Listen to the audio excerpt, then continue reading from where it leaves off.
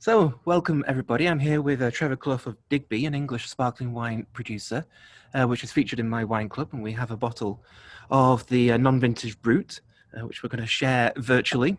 So it's great that I can be in California tasting English sparkling wine and being able to communicate with a producer from England as well. The wonders of technology these days, and also the expansion of English wine. So I was just saying to Trevor, I don't actually know that much about English wine, not as much as I do about other regions, even though I'm from England. In part because I'm from the north of England, and English sparkling wine is mainly in the south of England, but also because I moved to California 6 years ago when English wine was still in its infancy, I think. And in the last 6 years, we've gone from having no sparkling wine from England in California to actually being really well represented, and a lot of producers, not just Digby, but quite a few other good producers as well. So I'm really excited to talk to Trevor and learn more about English wine and about Digby, the producer itself. So Trevor, if you could just kind of introduce yourself and the Digby producer. Sure, I'd be very happy to. So my name is Trevor Clough, and greetings from Arundel, West Sussex. We are called Digby Fine English. Our headquarters is in this fine Norman castle town, and our ambition has always been to make world-class sparkling wine and bring it to the world. That's a fine ambition. It's a joy and a privilege to be able to represent our young nation of wine on the world stage. Right, so English sparkling wine only really goes back to the 1990s, I think, or maybe a little bit earlier than that. But when did Digby begin? So my first vintage was 2009, and we launched for sale in Selfridges in London in 2013.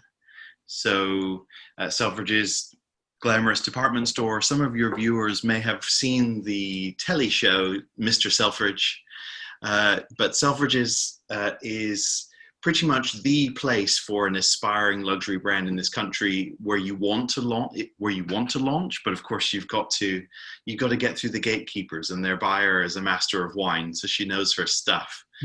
And so we've been producing wine for just over 10 years and in the market for a bit over 7.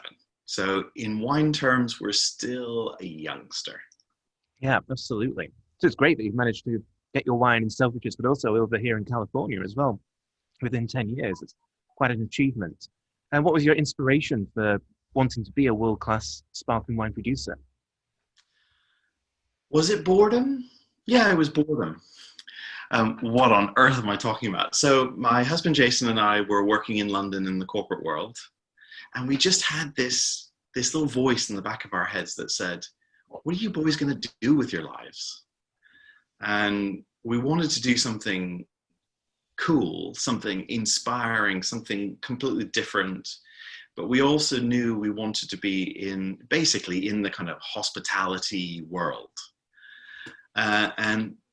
But I think then the other little thing that we wanted a startup concept that would be international. We both lived in different countries and have friends all over the world, and we really love the interplay of different cultures. So we struggled to find the right idea. And then we got a bit fed up. And so what do you do when you're a bit fed up and a bit tired and working really hard? You buy plane tickets. So we went on a road trip to the United States, where we've both lived before as well. And we started off in Salt Lake City, and we just drove. And we went to the rodeo and Big Sky Country. And then by the middle of the second week of the holiday, our brains were wide open to possibility. Be very careful in this circumstance. So we ended up in wine country between Portland and Seattle. And it was on the driveway of a winery south of Washington, south of Seattle, that the lightning bolt, boom. And I turned to Jason and I said, English sparkling wine. And you said you left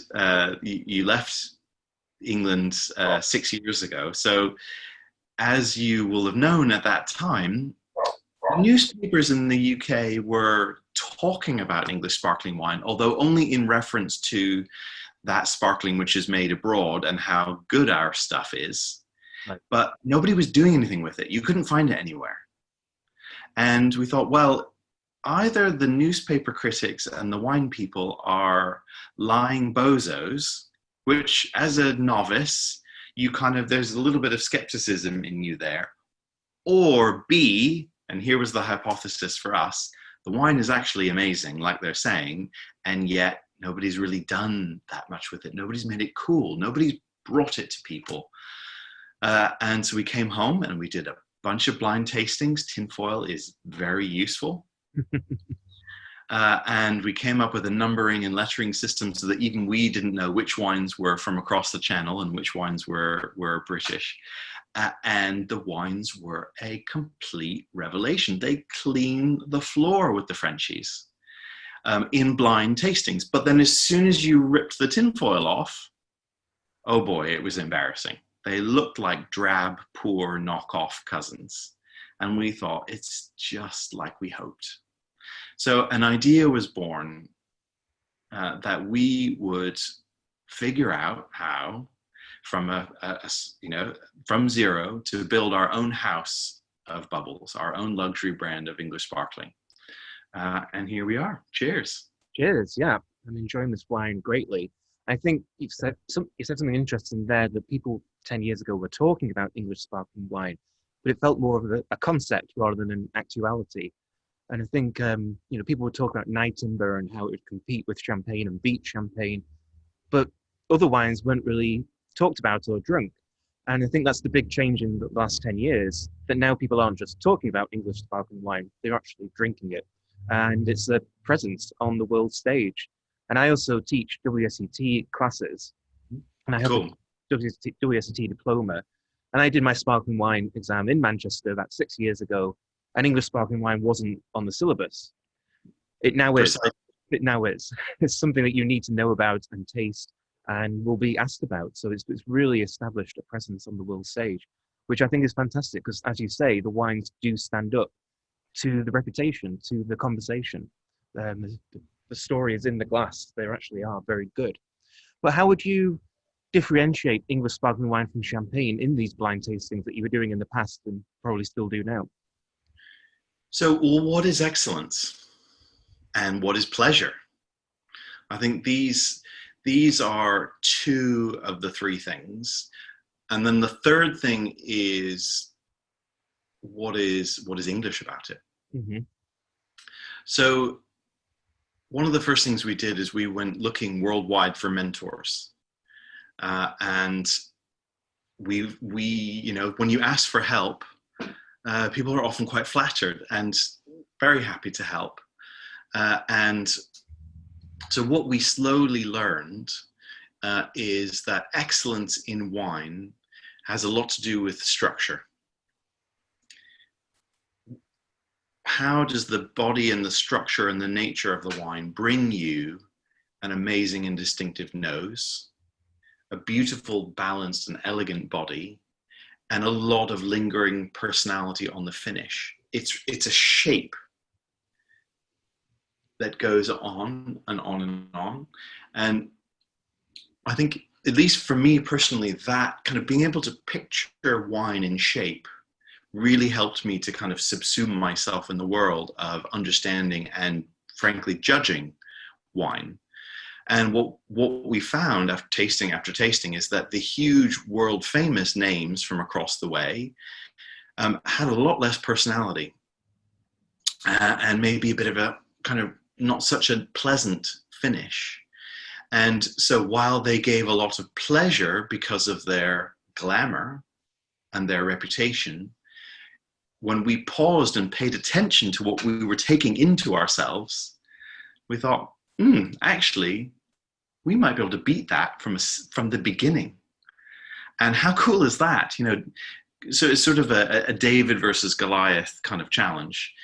And then we sort of slowly, the more we tasted over years, and in fact, the more then we had our own wine and then followed our own wine from bottling through to release and then years after release, we started to learn about not just what makes excellence and what brings people pleasure in wine, but also what does set England apart and what is English terroir?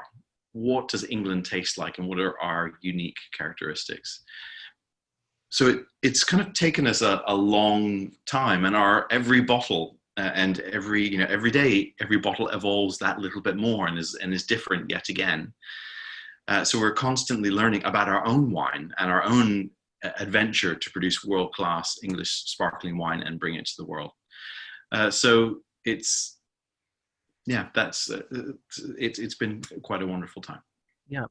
So I like your emphasis on structure, because that's something that when I taste wine, it's a lot of people go for the fruit aromas. What does this wine taste like? But it's actually the structure of the wine which provides that quality, that sense of excellence, and sense of this is what's holding the wine together, and this is what it actually is.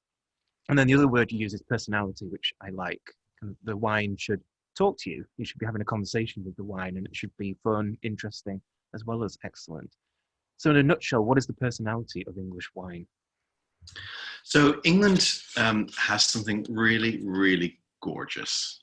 And let me just, if I just pause for one moment. Oh. So any wine person who says terroir is ridiculous nonsense of over fancy wordisms, I challenge them to come to my blending seminars and sessions. So I'm not a farmer myself. We are England's first négociant. We can talk more about that in a bit. But what that means is that my wines are based on a cross-section of English terroir. So we have built up a small family of vineyards, about half a dozen, across Kent, Sussex, and Hampshire. And you can have two vineyards who are directly next to each other. They can be very different. But what unites them, though, is the overarching personality of English terroir. And that is two things, very simple, two things: energy and sophistication. So all English sparklings that you will taste will show those characteristics. Now, each house has a different site or a set of sites and a different philosophy in the vineyard. My personal philosophy is this is quite out there and quite unique, this English character, and I really, really want to lean in and accentuate it. And I can do that. I can be quite out there because I'm a producer of 10,000 cases. I'm not trying to produce millions of bottles and make everybody happy and be quite easy. I'm trying to say, this stuff is so cool. And it really deserves to be understood and appreciated. So the main soil that we have that drives all of this personality is chalk. And the symbol of England, the White Cliffs of Dover, is also the symbol of English wine. So it's super easy to remember. So when you lift this bottle of non-vintage brut to your mouth, hopefully you've got a glass that's got a good wide rim so you can give it a nice swirl and get your schnoz in there. Ask yourself if you can smell the White Cliffs of Dover, because I hope you can. Yeah, I think the White Cliffs of Dover is a really good physical description, because everyone can picture it in their mind and know what they look like. And it's quite rare to be able to see the soil type so kind of prevalent in an image like that. And you know that that's what's continuing underground, and that's what the vines are growing on.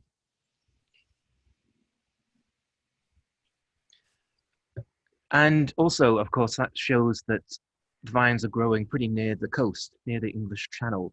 What kind of influence does that have on the growing conditions for English vines, both good and bad? English wine country is the southeast of the country. The west of the country and Wales and Ireland are our windbreak.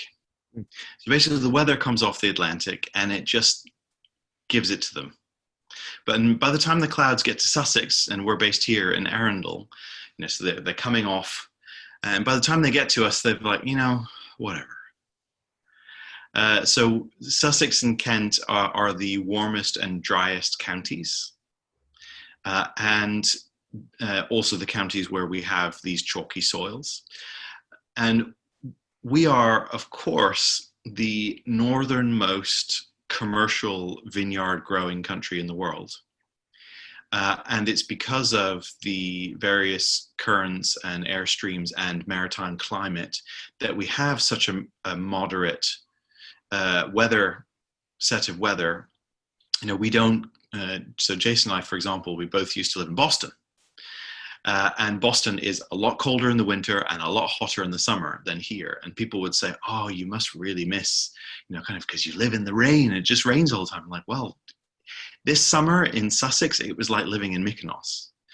And it was not always like that. And our weather is quite variable. So I guess the downside is being the most northerly wine growing country in the world, commercial wine growing country in the world, we have a lot of variability.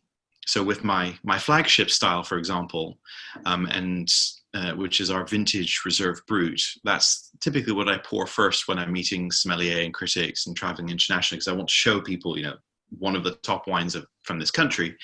I declare vintage 2 years and 5. And it gives you a sense of how up and down. But it's also what, the reason I make a non-vintage wine is not for business and not for money. It's because nature told me I have to. Non-vintage wines have only really been produced in our whole nation in the last few years because 2012 was really, really tough. And I had some beautiful fruit, but it was insane. It was not a bottle of Digby on its own. And our winemaker used a lot of colorful language because he is from Ireland.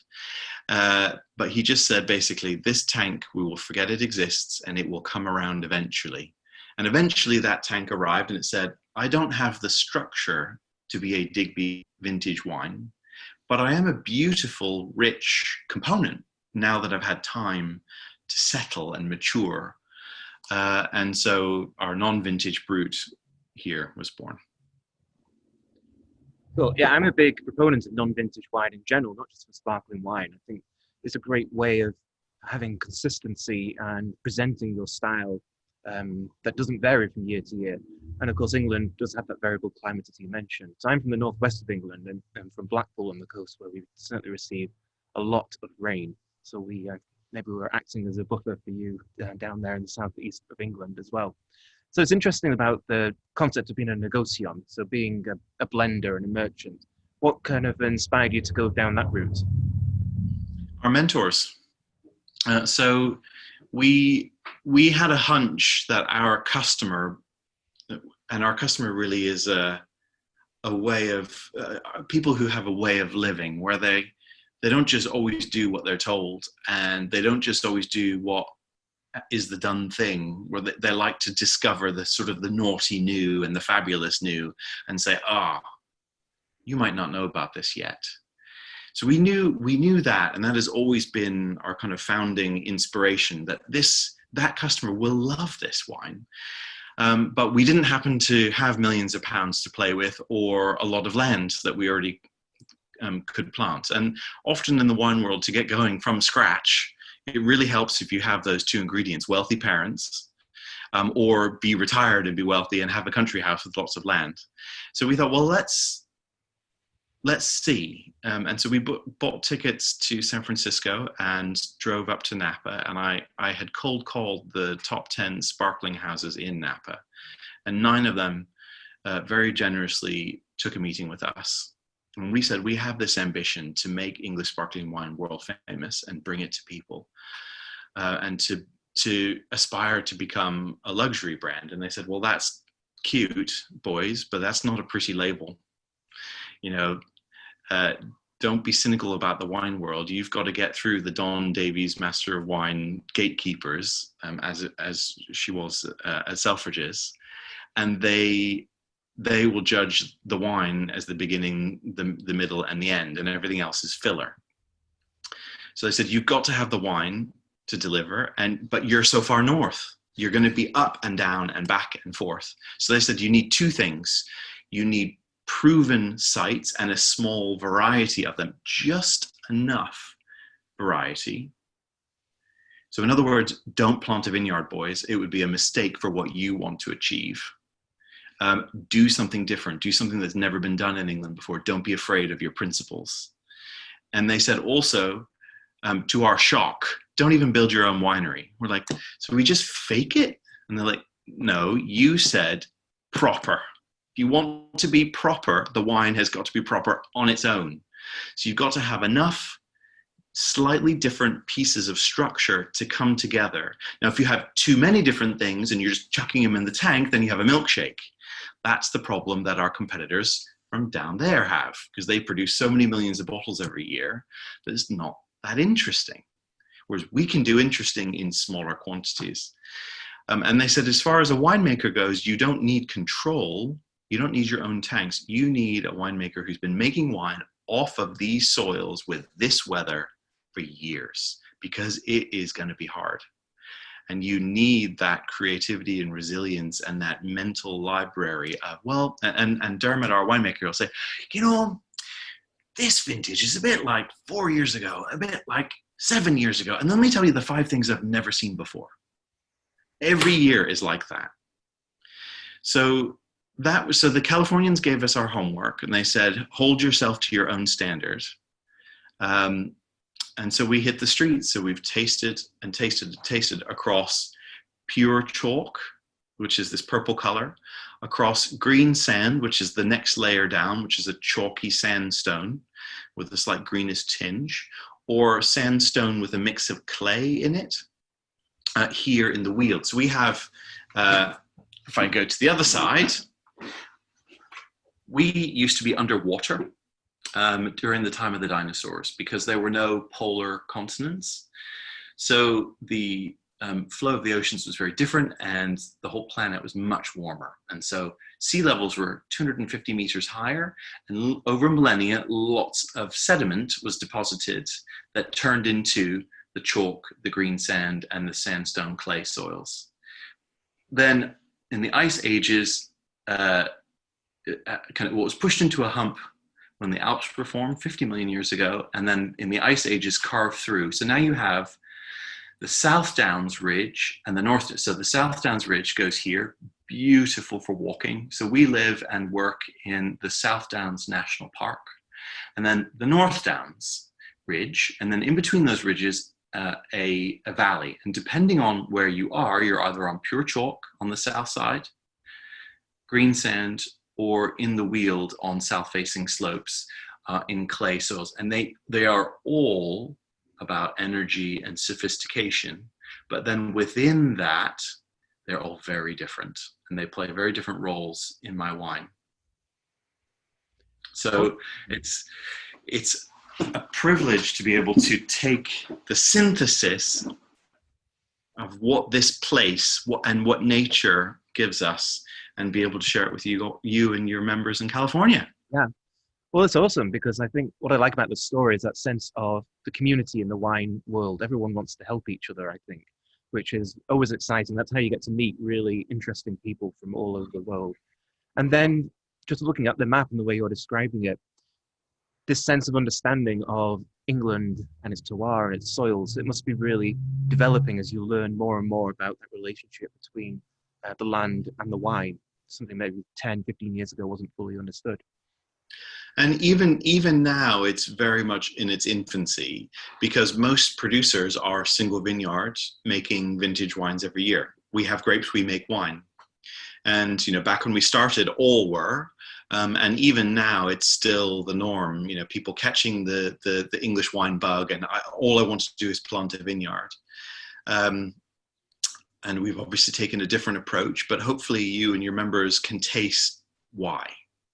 And I love traveling across the US and showing off our wine. It's so much fun. Yeah, and the quality is there for sure. And I like the fact that there's a fruitiness to it, which balances that really high acidity that you'd expect from England's cooler climate. It's got and that word you use, sophistication, it's just, and pleasure as well. It's pleasurable, but not in an easy way. It's pleasurable in a way that just it's quite soothing. I guess that's the correct word. It's just something that you want to drink, but it's not just a gluggable wine. And it takes a real balance. So for me, the acidity is one of the major components of that energy that I talked about. And you can do a lot in the winery to get that to calm down. But actually, we are this kind of ironic mishmash of an England's first negociant obsessed with terroir and wanting to show off what's unique about this. And the acidity and that drive is the core, the kind of the backbone of the structure of my wines. And so I've really lent into it, which is why our wines tend to be quite a bit older than a lot of English sparkling wine.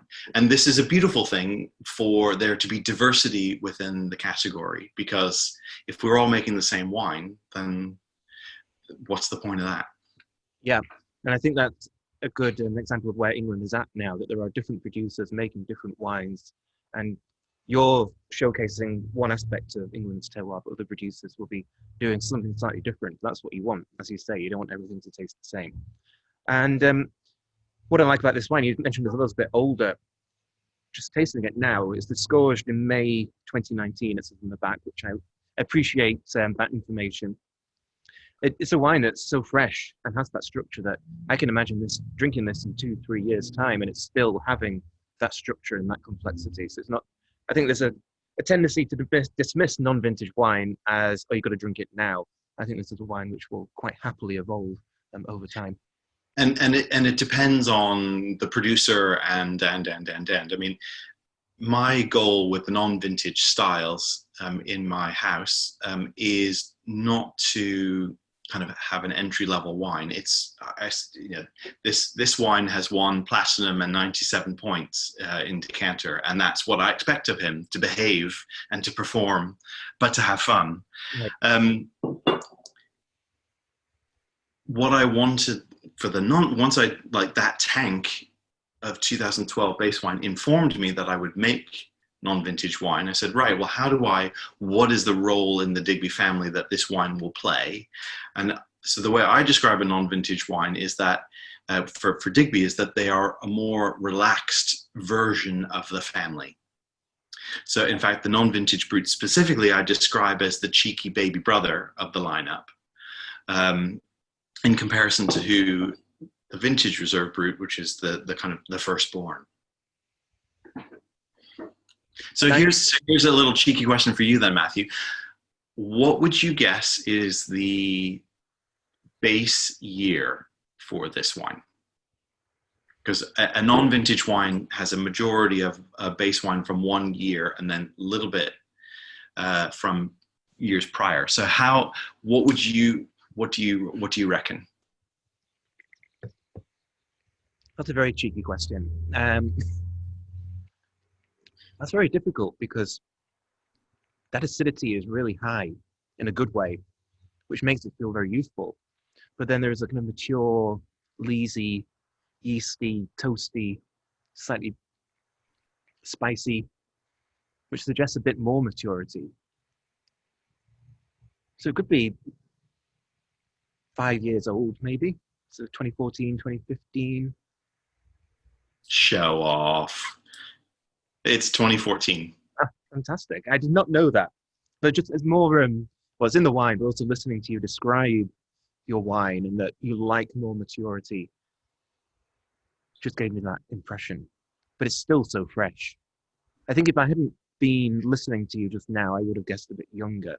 But listening to you and then tasting the wine, it's like, oh yeah, there is some maturity to this wine as well, which gives it some body and structure. And this is part of what is so awesome about making wine in England, because you can have a non-vintage wine for $50 that is just at the beginning of its adventure of evolving and showing off what it can do, and has so much to say. And it's pretty clear that what we as a nation of producers have to do is to produce wine of amazing value for money. Did I say cheap? No.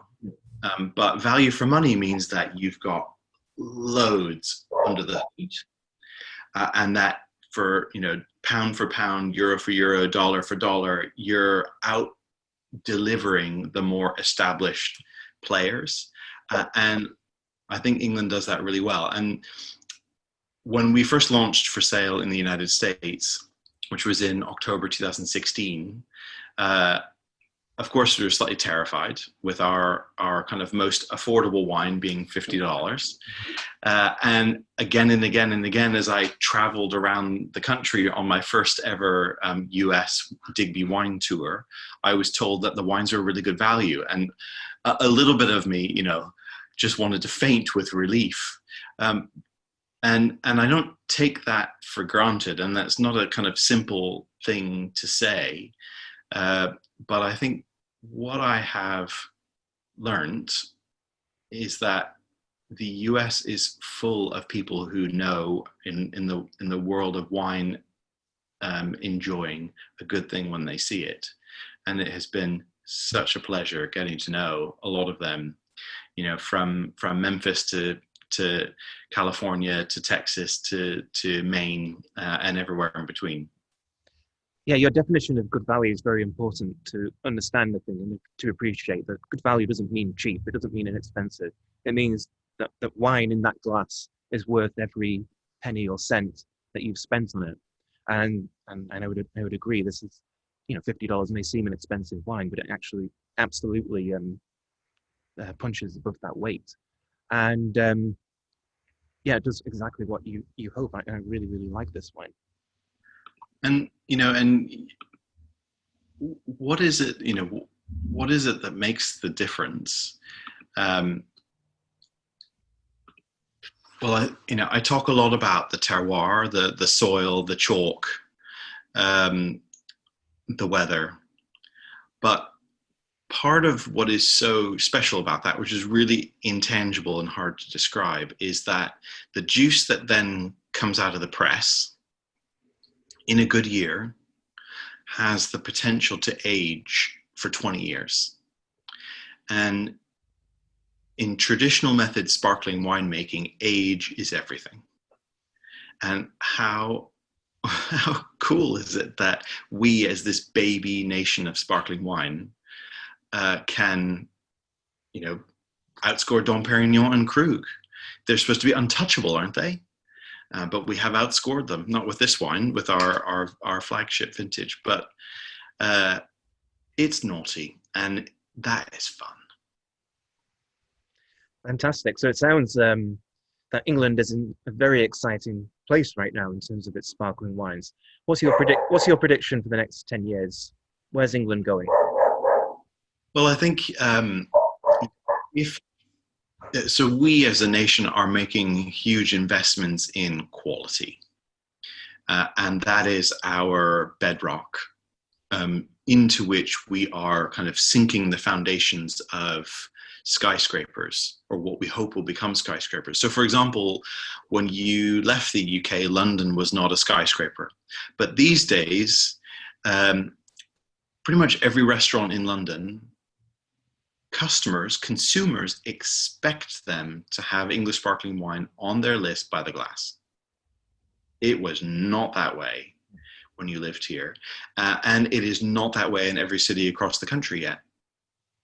Because you have to kind of co-opt people into the English wine movement.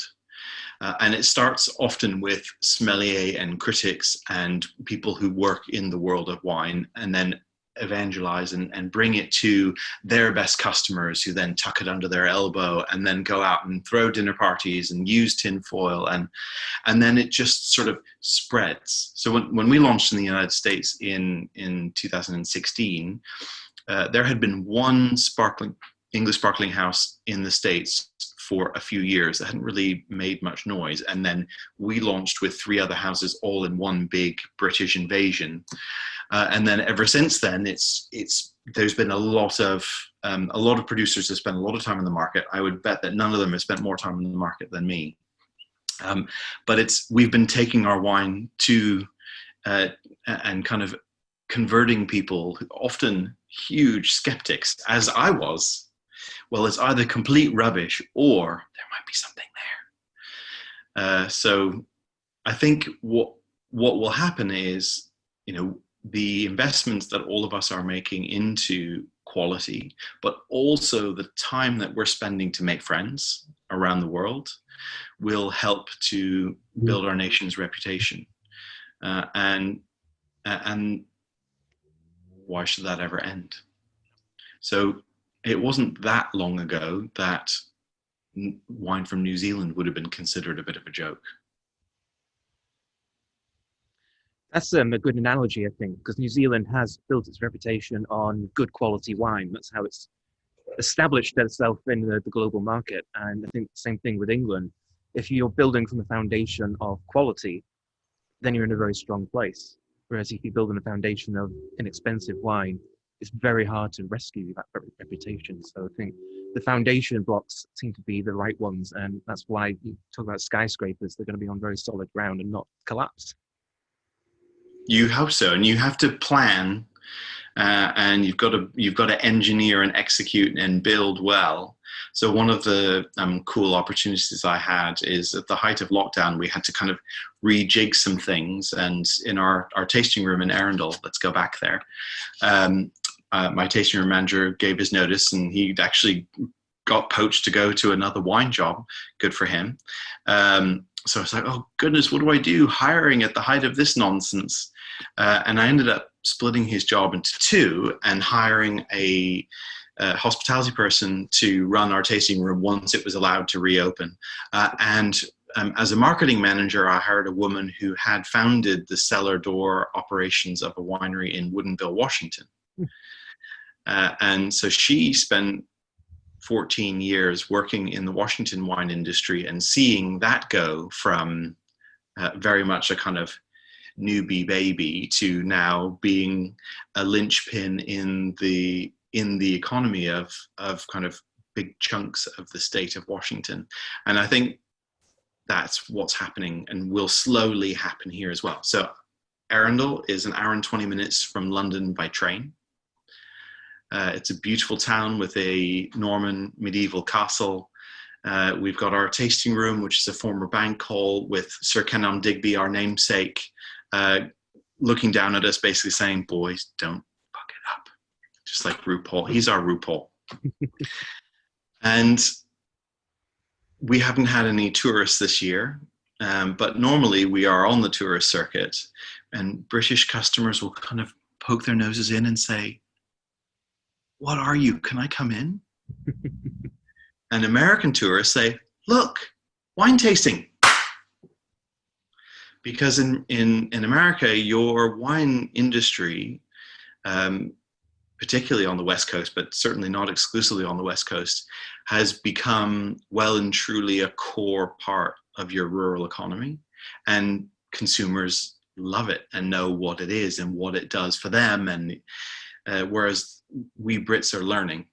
Right. Yeah, I think that'll be an important thing of the future, having wine tasting as a tourist experience and as a destination. And isn't there a beautiful cricket ground in Arundel as well?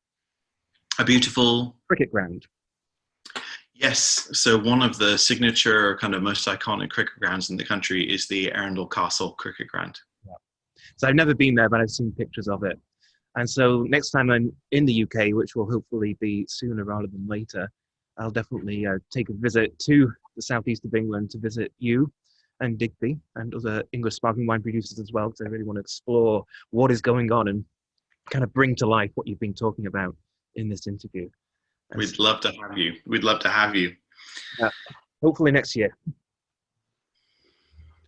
Yeah, so thank you for taking time to talk to me and to taste with me.